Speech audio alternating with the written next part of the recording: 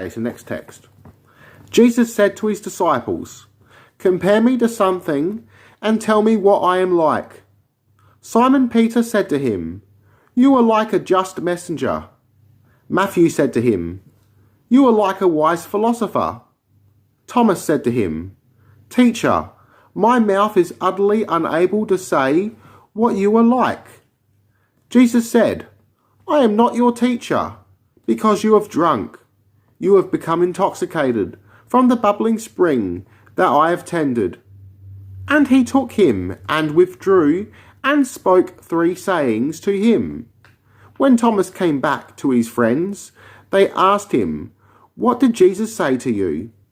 Thomas said to them, "If I tell you one of the sayings he spoke to me, you'll pick up rocks and stone me, and fire will come from the rocks and consume you." So this meaning that the disciples would grow angry at Thomas if he shares with them the teachings of Jesus, thus meaning that their hatred will consume them. So out of hatred they will kill Thomas. So Jesus telling Thomas that you too can be Christ-like. The Son of Man is within you. The Christ is within you. Telling him that you are God, that we are all one with God, that we can build a personal relationship with God, that you can too. So Thomas the twin being like Jesus so much, being called like Jesus, his twin. So this symbolically meaning that you too can be like Christ. So not being your teacher, being drunk from the bubbling spring, meaning that you no longer need me to be your teacher. You're able to move on and be your own master. Jesus said to them, "If you fast, you will bring sin upon yourselves. And if you pray, you will be condemned. And if you give to charity, you will harm your spirits. When you go into any region and walk through the countryside, when people receive you, eat what they serve you, and heal the sick among them. For what goes into your mouth will not defile you. Rather, it is what comes out of your mouth that will defile you." So this meaning ones of certain religious dietary roles, practices, means it's okay to break a man-made rule and help someone else, then not to help someone else. So to engage with the spirit within, then to engage with man-made rules. To engage with outside external events, then engaging with the spirit within. So religious practices without the spiritual teachings. Now, this also meaning that it's what comes out of your mouth that's going to harm your spirit, it's going to harm you. So it's better to remain silent at times. When you pray in a certain way that doesn't fit the religious establishment's rules, this can also get you killed. So this can harm you. So fasting can also be lethal if you fast too long. So it's better to fast from the world, earthly desires, than from food. So eat what's before you. But don't overindulge. Don't chase what's not from within you. So search within yourself. Okay. Jesus said, "When you see the one who was not born of woman, fall on your faces and worship. That is your Father." Now this meaning that all humans who are born of woman are inclined to sin, to do wrong, as we're human. However, this also means that the Father has always existed, thus not being born of woman, and is beyond sin, and thus being perfect. This also means that the soul within you is not born of woman, and thus has always existed. So this is your divine spark, your divine property. This is God within you. So meaning that this is the perfect nature of God within us. Now, some Christians also believe that Jesus was a divine spirit and thus had always existed and thus was one with the Father. This is why some Christians worshipped Jesus. Now, Jesus also stated that none who are born of women are greater than John the Baptist, but those who are in the least bit of heaven are greater than John. This means that those who are in heaven are one with God, thus being greater than John. Okay. Jesus said, "Perhaps people think that I have come to impose peace upon the world. They do not know that I have come to impose conflicts upon the earth. Fire, sword, war. For there will be 5 in a house. There will be 3 against 2, and 2 against 3. Father against son, and son against father. And they will stand alone." So this meaning that Jesus knew that his teaching would be so controversial that father will turn against son, son against father, family against family member over belief. They will even pick up the sword and be willing to attack their neighbours over belief. So they're brothers. Being us humans, we're all connected. We are one within the cosmic mind of God. We are all God's children. So Jesus knew that those who were not ready to understand the mysteries of his teachings would pick up the sword and fight in his name and in God's name, and would persecute those who did understand the mysteries, those who were initiated into them, those who developed the personal relationship with God. Okay. Jesus said, "I shall give you what no eye has seen, what no ear has heard, what no hand has touched, what is not arisen in the human heart." So this meaning that Jesus understood that his teachings were so unique, you wouldn't hear them elsewhere, as it was from the spirit within. This is something that the hands couldn't touch. It wasn't comprehended by the human heart and mind. So this is from the spirit within. This is spiritual gnosis. Now, another meaning of this text was no one has seen God, no human eye. So what Jesus is offering to give them was a personal relationship with God. So a connection with God through the spirit within. Okay, next text. The disciples said to Jesus, "Tell us how our end will be." Jesus said, "Have you discovered the beginning then, so that you are seeking the end? For where the beginning is, the end will be. Blessed is the one who stands at the beginning. That one will know the end, and will not taste death." So to obtain an ending is to obtain a beginning. To obtain a beginning is to obtain an ending, meaning that when one world ends, one is born anew.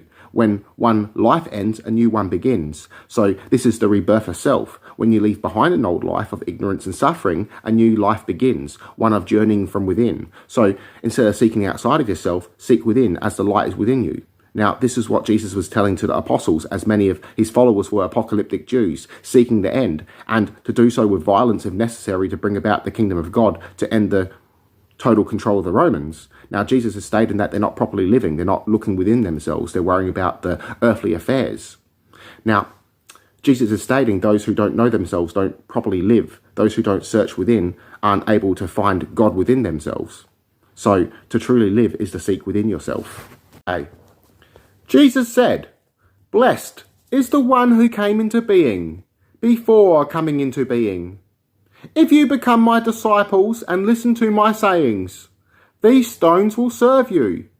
For there are 5 trees in paradise for you. They do not change, summer or winter, and their leaves do not fall. Whoever knows them will not taste death." Now, these 5 trees are the 5 senses, the 5 wounds of Christ.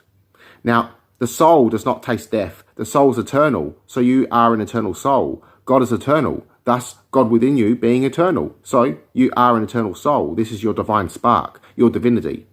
Now, this also means that you are blessed for coming into existence, so you're able to live a life. This also means those who understand the teachings of Jesus and enact them into their life, these teachings will serve them, and thus they become Christ-like themselves. This means that they too become a child of God. They enact God's will through them. So the love within them, that is God. So this is a personal experience that is within all of us. This gnosis, spiritual knowledge, will never die. Okay. The disciples said to Jesus, "Tell us what heaven's kingdom is like." He said to them, "It is like a mustard seed. It is the smallest of all seeds. But when it falls on prepared soil, it produces a large plant and becomes a shelter for birds of heaven."